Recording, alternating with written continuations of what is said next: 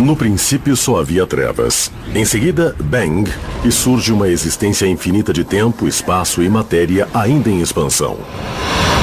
Diariamente, novas descobertas desvendam os misteriosos, os fantásticos e implacáveis segredos de um local chamado Universo. O Sistema Solar. Como ele emergiu do esquecimento do caos interestelar? Somos todos feitos de gás e poeira. Hoje, o Sol e os planetas abrigam pistas fascinantes das suas origens numa névoa de partículas tão pequenas que são praticamente invisíveis.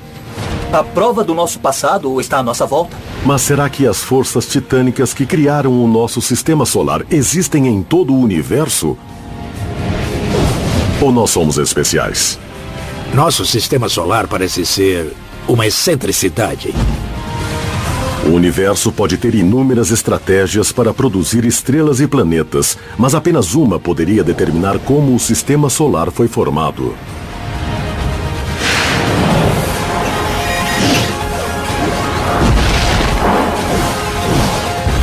O universo, a formação do sistema solar.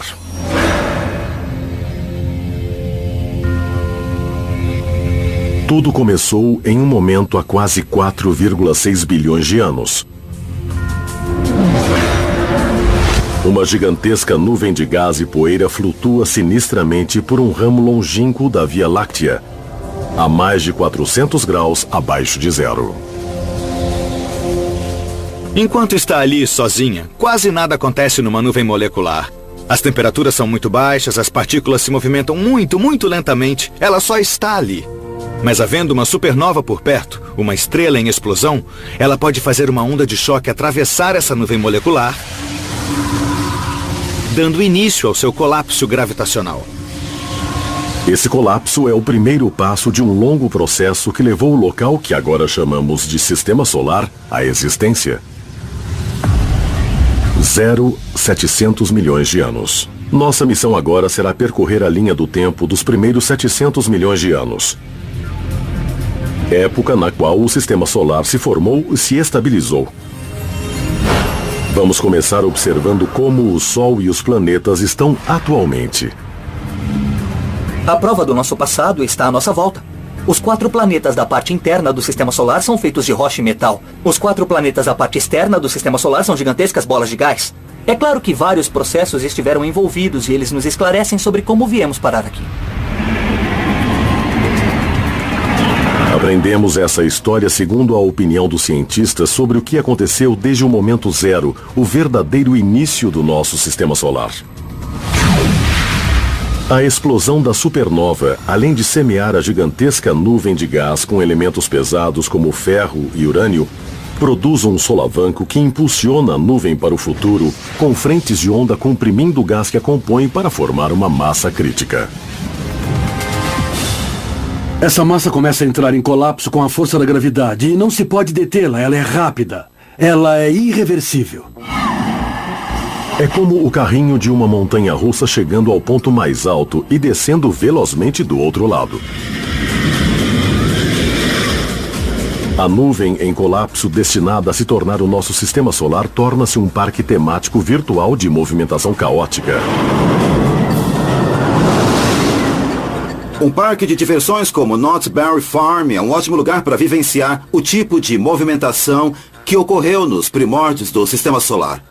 Há gravidade, há colisões, momentum, forças, e todas essas interações ocorridas no início do sistema solar podem ser vistas aqui nesses vários tipos de brinquedos. Essas interações se intensificam na nuvem que rapidamente se desmancha, onde gás e poeira contraem-se em densos bolsões. Cada um deles será o viveiro de uma estrela. Quando a gigantesca nuvem molecular começou a entrar em colapso, uma porção de outras protoestrelas e uma porção de outros sistemas solares foram formados ao mesmo tempo. Portanto, o nosso Sol, de fato, tem várias estrelas irmãs que se formaram quase que ao mesmo tempo que ele. Os primeiros estágios da criação do nosso sistema solar nada têm de excepcionais. Hoje testemunhamos a mesma coisa ocorrendo na constelação de Órion, onde uma gigantesca nuvem molecular se estende por centenas de anos-luz.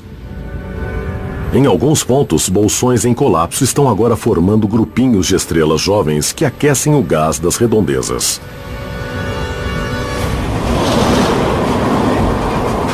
Os vários movimentos produzidos num parque de diversões podem ser comparados à movimentação de matéria cósmica que se junta para formar o sistema solar. O mais básico desses movimentos é o circular. Como um carrossel celestial. Quando a nebulosa pré-solar entra em colapso, começamos a notar sua rotação. Um giro que, na verdade, sempre esteve ali, desde o início. A galáxia toda está em rotação. Tudo na galáxia gira. Tudo está em rotação em relação a todo o resto. Portanto, a rotação faz parte da física do colapso estelar. O que ocorre a seguir lembra uma patinadora rodopiando quando recolhe os braços. Ela gira mais rápido. Quando a gravidade atrai o gás da nuvem, a nuvem não só gira mais rápido, como também, inevitavelmente, vai se achatando na forma de um disco.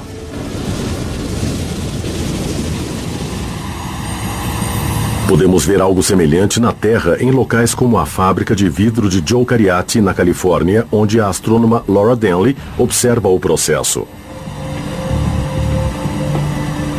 Joe começa com uma bola de vidro incandescente. Bom, nós estamos pegando uma massa sólida, redonda, e estamos girando.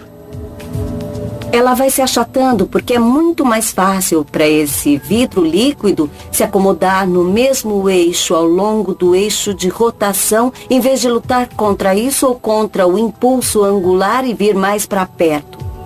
É assim também no nosso sistema solar. Se existissem planetas se formando, todos estariam no mesmo plano. Esse disco lembra muito o nosso sistema solar. O formato é meio elíptico, não é circular. Pensamos que o nosso sistema solar é circular, mas você me disse que tinha a ver com a presença de mais massa só de um lado. Tem então razão. Talvez possamos fazer uma analogia com a formação de uma estrela binária, onde talvez haja massa extra de um lado, que também vai virar uma estrela, uma anã marrom, ou quem sabe um planeta gigantesco feito Júpiter.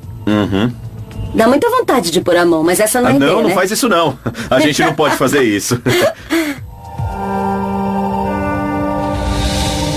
100 mil anos após o início, a nuvem que vai ser o nosso sistema solar já se desmanchou quase que totalmente.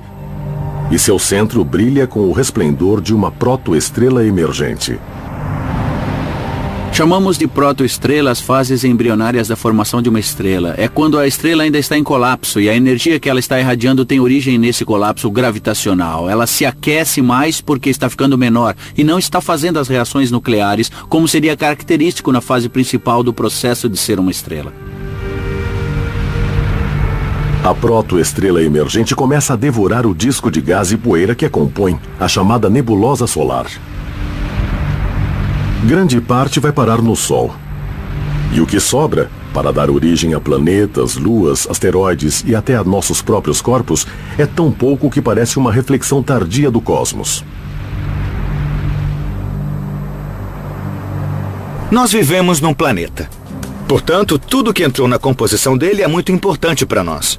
Mas isso é apenas uma pequenina parte do grande todo. Este estacionamento é um bom modo de mostrar essa pequenez.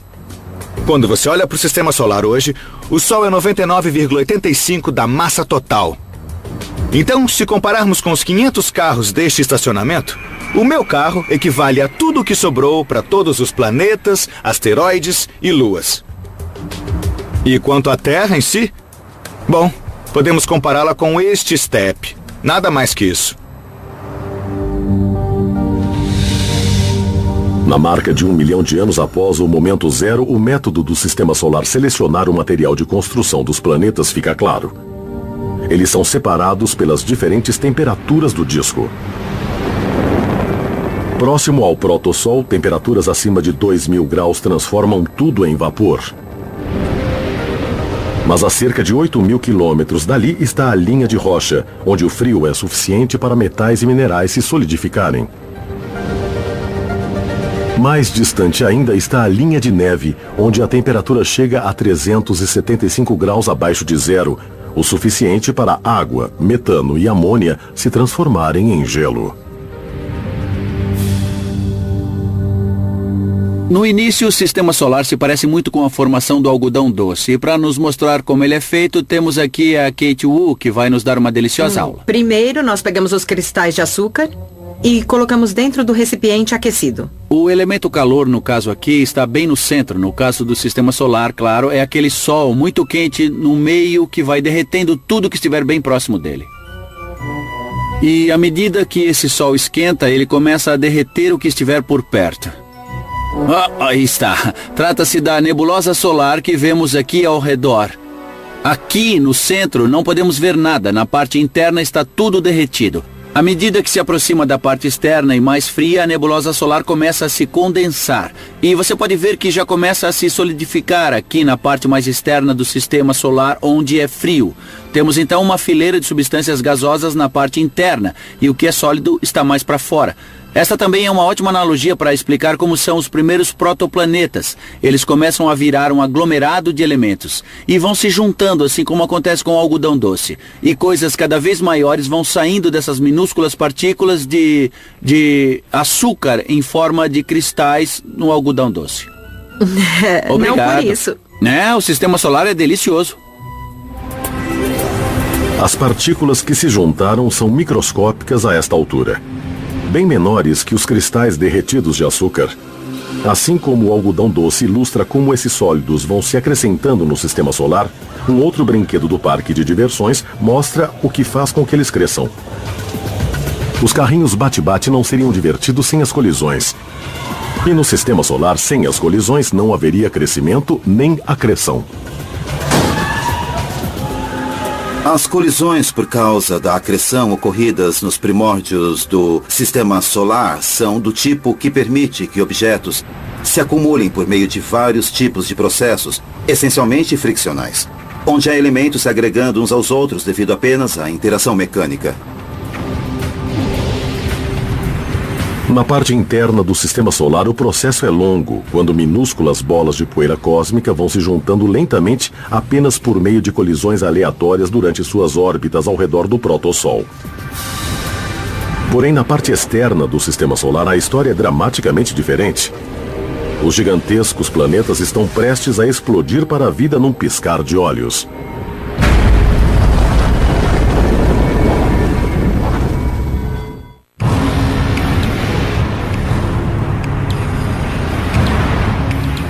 Tendo iniciado como uma nuvem de gás e poeira, a formação do nosso sistema solar vai levar 700 milhões de anos.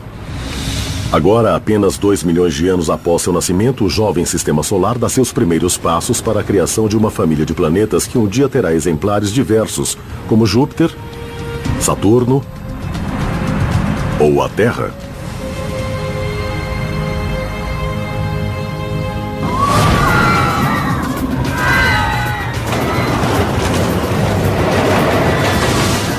A essa altura, entretanto, não passam de blocos de matéria prosseguindo na sua montanha-russa em meio à turbulência da nebulosa solar.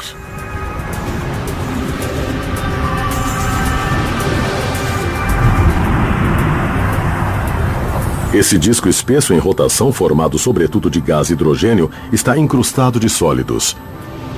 A área interna está cheia de pequenas porções de rocha.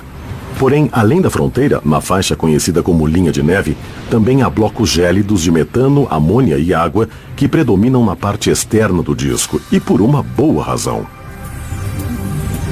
São todos compostos de hidrogênio de uma forma ou de outra. E o hidrogênio é o elemento mais abundante naquela região do sistema solar naquele momento. Esse hidrogênio abundante está em combinação com elementos tais como oxigênio para formar a água, o carbono para formar o metano ou o nitrogênio para formar a amônia. E produzir todos esses compostos que são então excluídos.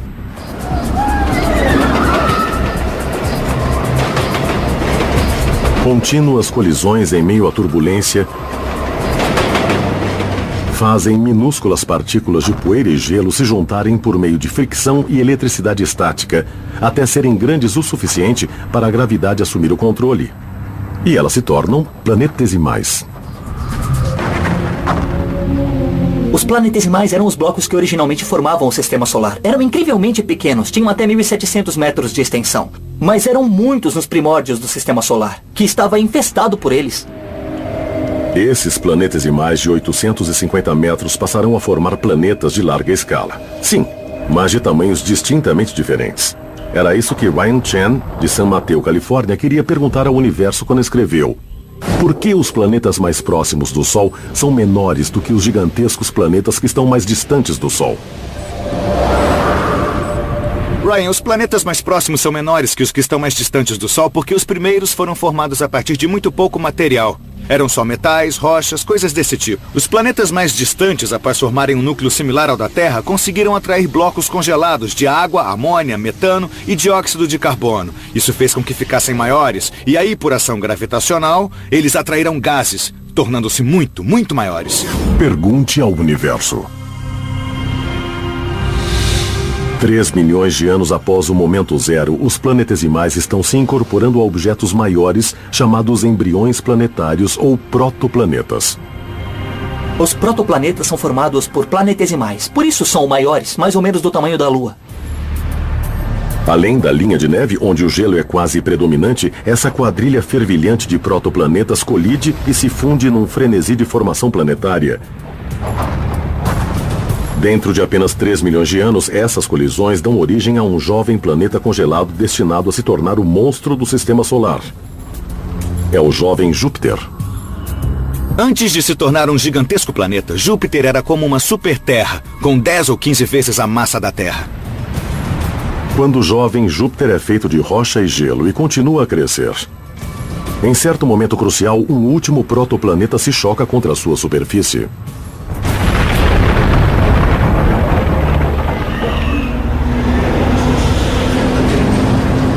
É mais um ponto auge, como na montanha-russa, na formação do Sistema Solar.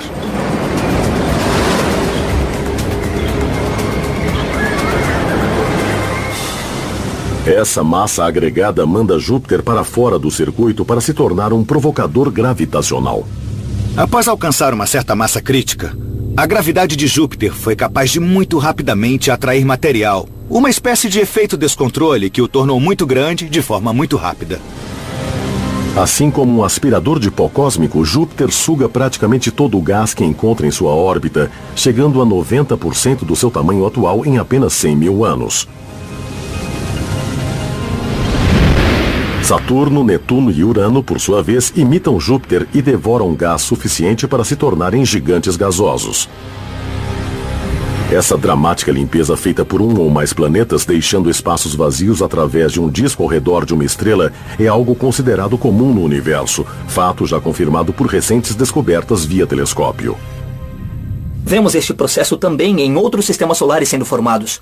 Estamos finalmente no ponto em que podemos imaginar outros discos ao redor de estrelas e intervalos que estão sendo criados pelos grandes planetas presentes em sua órbita. No início de 2011, astrônomos usando o telescópio Subaru, no Havaí, divulgaram a foto de uma estrela a 450 anos-luz da Terra. Uma máscara óptica avançada permitiu fazer o bloqueio da luz dessa estrela, revelando a primeira imagem direta de um disco com áreas que foram limpas por planetas orbitantes. Trata-se de uma imagem incrível de alta resolução, que mostra um disco de gás e poeira ao redor de uma estrela e as partes internas retiradas por um ou mais planetas. Certos materiais foram incorporados a eles e outros foram atirados fora. Na marca de 3 milhões de anos na linha do tempo, Júpiter e Saturno são agora os titãs do Sistema Solar. Esses dois planetas gigantescos detêm 92% de toda a massa não solar de todo o sistema.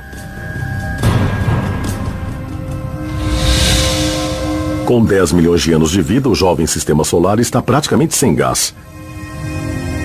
Nesse caso, trata-se de hidrogênio e hélio, combustíveis do rápido crescimento de Júpiter e de Saturno.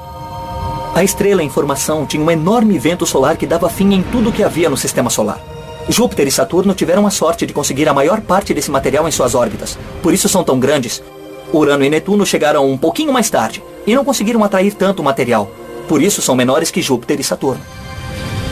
Durante o período anterior à limpa de toda a poeira e gás, o Sistema Solar em formação encontrava-se totalmente escondido do resto do universo. Mesmo quando a poeira e o gás estavam formando os planetas, o disco ficou muito espesso e bloqueou a luz do protossol no centro.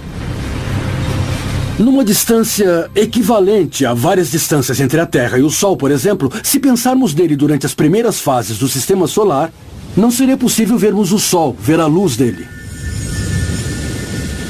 Como teria sido a aparência do Sistema Solar em seus primórdios para astrônomos alienígenas que talvez estivessem nos vendo a distâncias ainda maiores?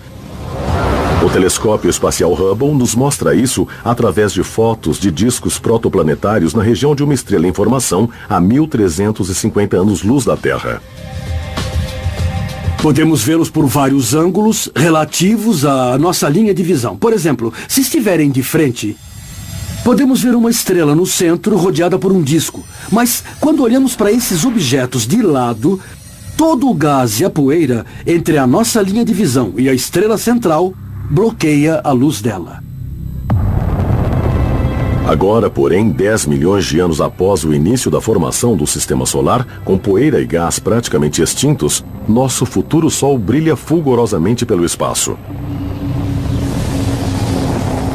Ele ainda tem que passar pelo processo de se tornar uma verdadeira estrela e, a essa altura, iria parecer estranho aos olhos modernos. O espectro de luz era muito diferente, estava sacrificando muita energia, assim como faz hoje. Mas era de fato muito mais vermelho em seu espectro. Portanto, no início, o Sistema Solar deve ter sido de cor bem diferente da que tem hoje. A protoestrela de aparência amarelo-laranja é um caldeirão fervilhante. Em alguns sistemas, os núcleos de nuvens em contração nunca produzem mais do que a luz tênue de meras anãs marrons. O protossol agora se aproxima de um ponto crítico. Será que essa fornalha interna vai negar fogo? Ou deverá romper a fronteira nuclear para brilhar por toda a galáxia com todo o fulgor de uma verdadeira estrela?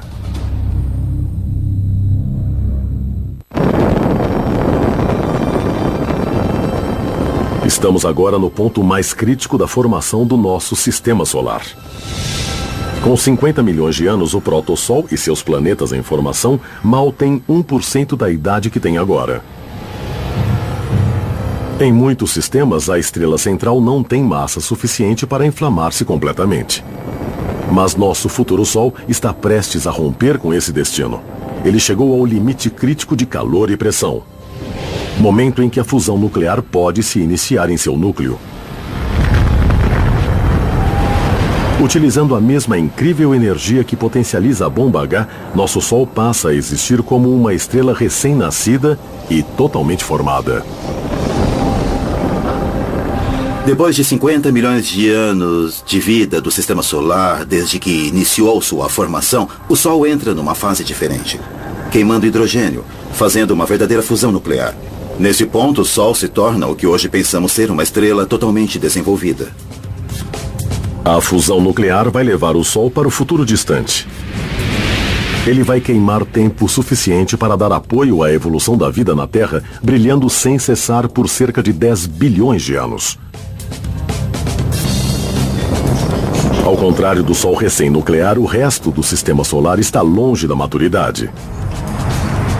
40 milhões de anos antes, os gigantes de gás congelado fora da linha de neve pararam de crescer e alcançaram uma estabilidade gélida. Porém, na parte interna e quente do Sistema Solar, onde o gás é raro, mas as rochas são abundantes, ainda reina o caos.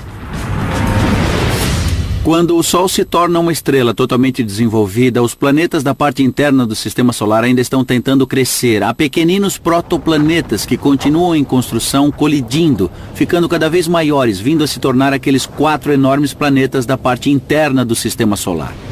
Porém, dentro da órbita de Júpiter há uma região estreita onde os planetesimais menores predominam e os protoplanetas são raros. Trata-se do cinturão de asteroides onde Júpiter agita as coisas para evitar a formação de qualquer planeta. Júpiter é o maior dos planetas e sua influência gravitacional é a maior do Sistema Solar. Houve um momento no início do Sistema Solar em que Júpiter atravessava o que chamamos de cinturão de asteroides, incrementando a velocidade dos planetesimais, fazendo com que colidissem e ficassem totalmente em pedaços. Vamos tentar fazer uma ideia do que é uma colisão destrutiva dentro de um cinturão de asteroides. Só que não podemos usar rochas de verdade porque são duras demais e as velocidades baixas demais. Então vamos usar essas rochas de material super leve que foram feitas para nós por Ryan Johnson, um craque em efeitos especiais. Ryan, pode nos falar sobre esses asteroides especialmente leves? Claro. Esses objetos aqui, desenvolvidos por nós, são de um tipo de isopor usado para fazer rocha de mentirinha nos filmes e coisas do tipo. Quando queremos fazer algo que quebre, parecendo que é bem duro, usamos isso, que quebra com facilidade em pedacinhos. Então nós pegamos esse material e desenvolvemos uma bola muito maior, que fingiremos ser o nosso asteroide. Temos 2 deles. Vamos jogar um contra o outro com força e tomara que simulem a colisão de um asteroide. E que velocidade você acha necessário para provocar a colisão? Bom, a gente precisa jogar um em cima do outro de uma altura razoável. Mais ou menos como essa altura aqui. Tá bom, vamos sentar.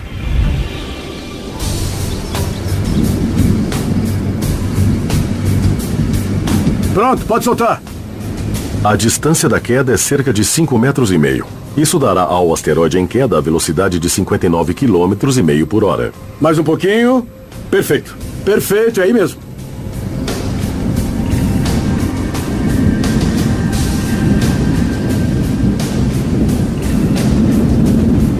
Legal, Ryan, pode jogar. Tudo bem, tá ventando um pouco, mas vamos ver se a gente consegue.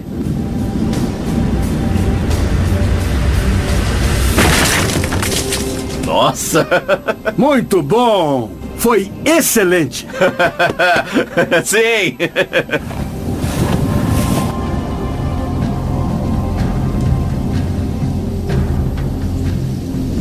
Maravilha! Obrigado, hein? Foi um sucesso, hein? Boa! Isso aqui tá ótimo, hein?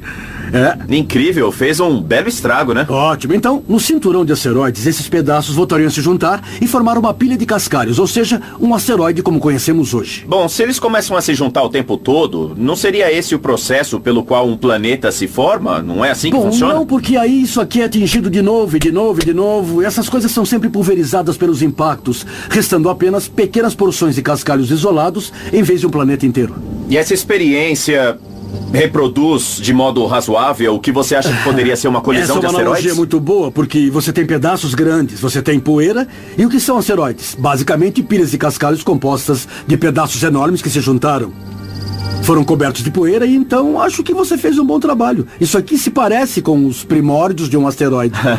Ótimo, eu fico feliz que deu certo. Eu também.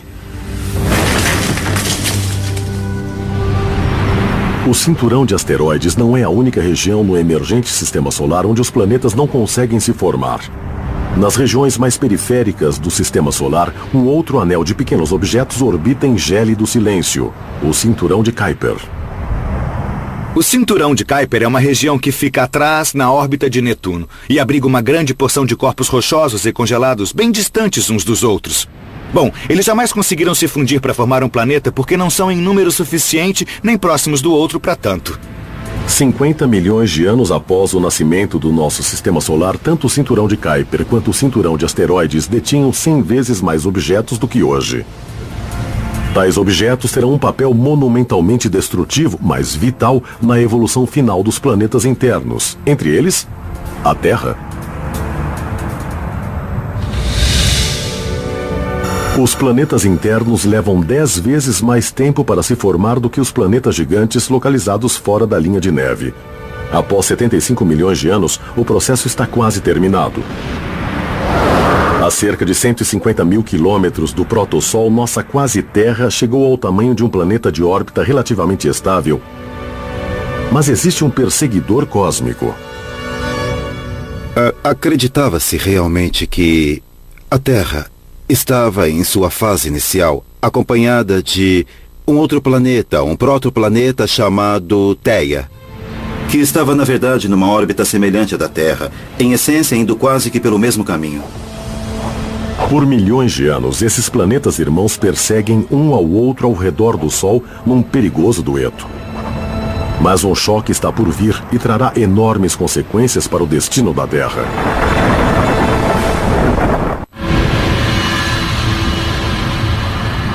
A formação do nosso sistema solar se arrastou por 80 milhões de anos, desde o colapso da gigantesca nuvem de gás que iniciou o processo.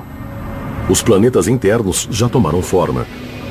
Mas agora, a Terra, que um dia abrigará a vida, enfrenta a possibilidade de uma morte prematura e cataclísmica. Por milhões de anos, a Terra foi perseguida pelo protoplaneta Theia. Esses dois corpos viajavam essencialmente na mesma órbita, gradualmente se aproximando cada vez mais. E agora, para a Terra e para a Theia, o choque é iminente.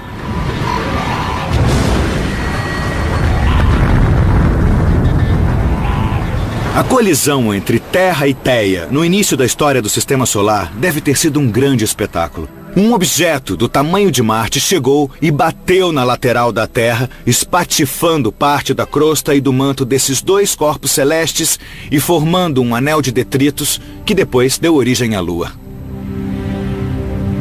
Tendo sobrevivido ao cataclismo e ganhado uma lua, a Terra se estabelece como um dos planetas estáveis na parte interna do Sistema Solar.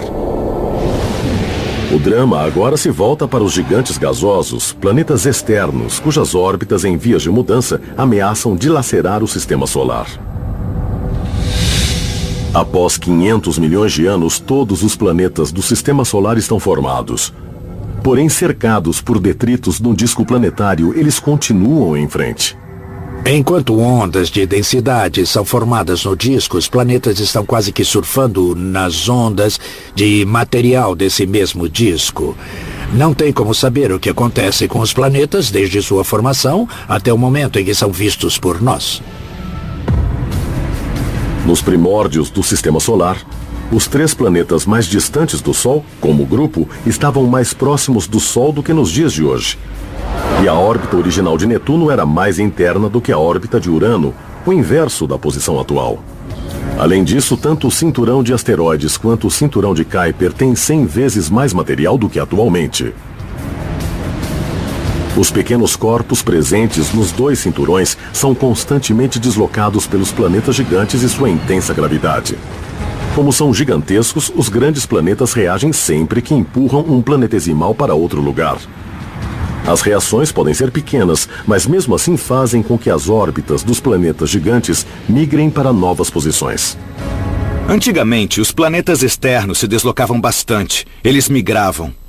Bom, Saturno, Urano e Netuno enviavam planetesimais na direção do Sol. Ou seja, sempre tinham que se deslocar para fora. Júpiter, porém, arremessava os planetesimais a enormes distâncias, chegando até a expulsá-los do Sistema Solar. Ou seja, Júpiter teve que se deslocar mais para dentro do disco. O que determina esse deslocamento para dentro e para fora? Ele resulta de uma lei da física, segundo a qual a energia nunca é perdida. Quando um planeta ejeta um planetesimal, é preciso que ele se desloque para dentro um pouquinho. Trata-se de mera conservação de energia. Ele está dando muita energia para o planetesimal, atirando-o para longe no espaço. Isso quer dizer que o planeta tem que se deslocar para dentro. Ele perde energia. Se um objeto em órbita perde energia, não está se deslocando rapidamente. Isso quer dizer que ele cai para uma órbita inferior.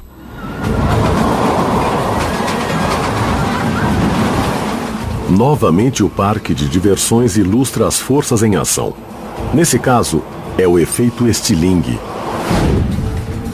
Trata-se de um empurrão gravitacional que planetas grandes podem dar aos pequenos objetos. Nos anos 70, os cientistas exploraram isso para acelerar a espaçonave Voyager, que ia de planeta em planeta na parte externa do Sistema Solar. Aqui na Terra, podemos pensar no Stirling como o carrinho da montanha-russa saindo fora dos trilhos. A montanha-russa bumerangue que temos aqui é um belo exemplo dos processos que estão envolvidos no efeito Stirling. Esta gravidade que faz isto funcionar aqui na Terra está usando a gravidade da Terra. Ela atrai o carrinho para baixo, puxa para baixo na descida e depois o carrinho segue novamente pela subida por causa do impulso que ganhou quando foi declive abaixo. E se fôssemos agregar Júpiter ao sistema? Agora a gravidade de Júpiter ainda vai puxar o objeto para dentro. Mas Júpiter o faz girar ao redor do planeta e ele dá uma volta em Júpiter. Esse movimento de Júpiter fornece um empurrão extra para que o objeto consiga mais impulso do que já tinha. E ele é empurrado de volta pela subida em direção ao espaço.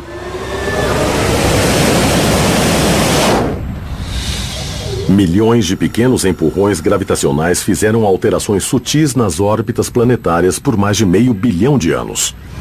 A Terra e os outros planetas jovens talvez se estabeleçam em condições que proporcionem o início da vida. Se for assim, ela está prestes a ser dizimada uma vez que os gigantes gasosos como Júpiter e Saturno alcançam um ponto de ruptura chamado ressonância. Quando Júpiter e Saturno atingem o ponto de ressonância, ocorre uma catástrofe. O sistema solar se desmantela em 1 milhão de anos, ou seja, um período curtíssimo se comparado à idade do sistema solar. A ressonância significa que toda vez que Saturno orbitar o Sol uma vez, Júpiter orbitará o Sol 2 vezes. Resultado, Júpiter e Saturno chegam bem perto um do outro na mesma parte do sistema solar, com regularidade, continuamente, criando uma imensa bomba de gravidade. É como empurrar uma criança num balanço. Se você empurrar o balanço na hora certa, você consegue o movimento para mandá-la cada vez mais alto e mais alto. O efeito mais dramático está nos 2 planetas gigantes mais distantes do Sol. Como os planetas estavam em órbita no sistema solar, realizando interações gravitacionais uns com os outros, uma das coisas mais incríveis que ocorreu foi que Urano e Netuno realmente trocaram de lugar. Tanto que agora Netuno está muito mais distante do Sol que Urano. A ressonância é um cataclismo cujos efeitos reverberam no sistema a uma velocidade estonteante, não só alterando órbitas, mas também expulsando a maioria dos pequenos objetos do sistema. O planeta Júpiter é um grande provocador gravitacional e gradualmente esgotou o cinturão de asteroides. Porém, a ressonância Júpiter-Saturno causou um esgotamento catastrófico tanto no cinturão de asteroides quanto no cinturão de Kuiper. 99% dos corpos do cinturão de asteroides e do cinturão de Kuiper são afastados. Enquanto a maioria é expulsa do sistema, alguns mergulham nele. Atraídos pela gravidade do Sol, eles rasgam o espaço rumo à parte interna do sistema solar. Como será que os planetas internos, inclusive a Terra, vão escapar do extermínio?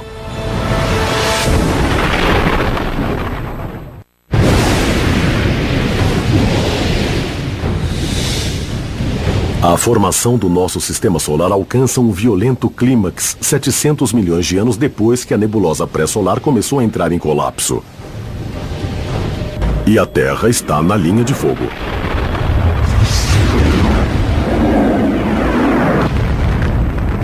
O caos gravitacional de Júpiter e Saturno está bombardeando as luas e os planetas internos do sistema solar. Num evento agora conhecido como cataclismo lunar. Grande parte do material na parte externa do sistema solar, os cometas, caíram e rumaram para a parte interna do sistema solar, onde colidiram com os planetas internos e a Lua, criando crateras que são vistas hoje.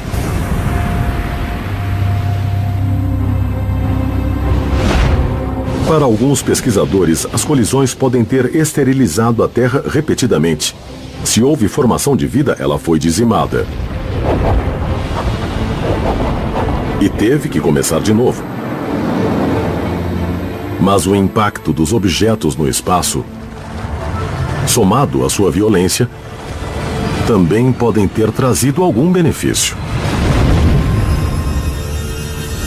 A Terra talvez não tivesse toda a água que tem hoje se não tivesse sido bombardeada por material da parte externa do sistema solar. Chegou-se a especular que grande parte da água que temos na Terra é, na verdade, resultado de impactos da época do cataclismo lunar.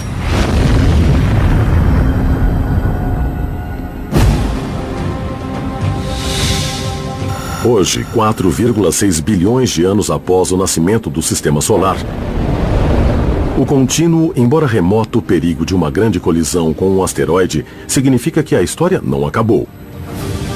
O mais importante é que há centenas de minúsculos asteroides atingindo o planeta na forma de meteoritos. Estudá-los nos dirá se a formação do sistema solar realmente ocorreu quando e do jeito que pensamos.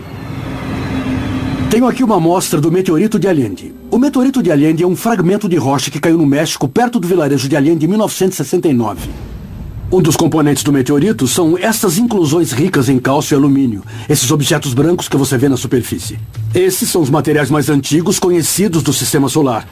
E sabemos disso pela datação por isótopos radiogênicos.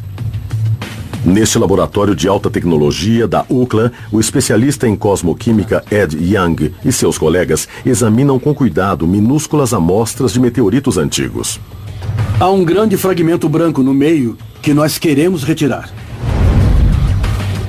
Os lasers de precisão do laboratório miram nos fragmentos, produzindo orifícios da largura de um fio de cabelo humano. Uma análise sofisticada mede os elementos radioativos que servem como relógios atômicos. No início de 2011, os especialistas em cosmoquímica de um laboratório semelhante, na Universidade do Estado do Arizona, dataram parte de um meteorito norte-africano como tendo incríveis e exatos 4,5682 bilhões de anos de idade, o material mais antigo jamais encontrado na Terra, mais até que o próprio planeta. Em agosto de 2011, a sonda espacial Dawn chegou ao cinturão de asteroides, fonte da maior parte dos meteoritos. Fotos em close de Vesta, o segundo maior asteroide, abrem uma nova época de informações sobre a história do Sistema Solar. Uma das coisas mais incríveis sobre a missão Dawn é que vamos dar nossa primeira espiadela em algo que era essencialmente um mini planeta formado nos primórdios do Sistema Solar. Desde seu nascimento na fase inicial da história do Sistema Solar, Vesta tem sido poupado por ações climáticas e por muitas forças geológicas que alteraram os planetas ao longo do tempo. Como alguns dos maiores planetas, ele tem vulcões e tem um núcleo, mas ao contrário desses planetas maiores, pouca coisa ocorreu com ele nos últimos 4,5 bilhões de anos. Então, nós essencialmente vamos poder examinar essa parte mais antiga da história do Sistema Solar. Dawn vai orbitar Vesta por 1 ano antes de seguir e passar mais 1 ano orbitando o maior asteroide, Ceres.